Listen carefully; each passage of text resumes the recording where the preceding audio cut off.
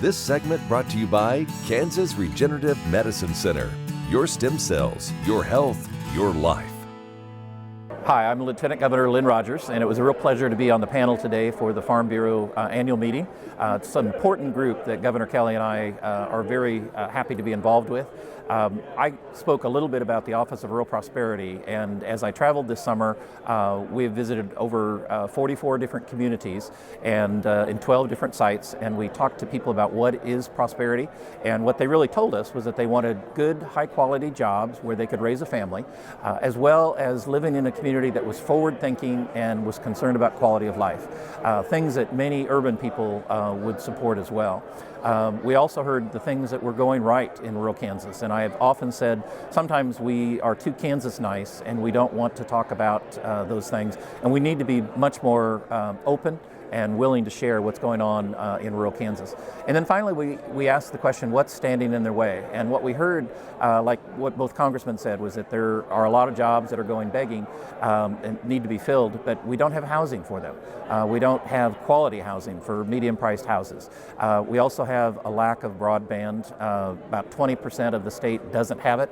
We think that's higher in rural Kansas, and it's really a high priority. And then finally, access to health care and child care, some of those kinds of things that are, again, quality of life issues that are very much of a concern. And then finally, one of the things that we're doing with the Office of Rural Prosperity is reminding our urban neighbors how important rural Kansas is. If rural Kansas suffers, urban Kansas suffers, and vice versa. When rural Kansas increases in income, urban incomes go up as well, and the research shows that. So we want to make sure that our urban neighbors are connected to our rural cousins as much as we can.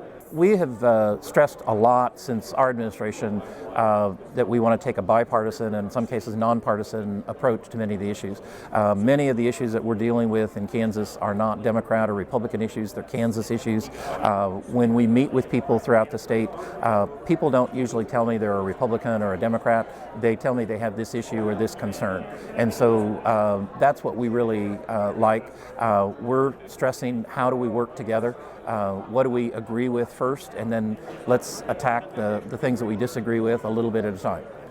We've been very intentional trying to do economic development talks, visit hospitals, visit schools, do something in each community, even sometimes if it's stopping at a coffee shop and visiting around a table with local electeds and local citizens.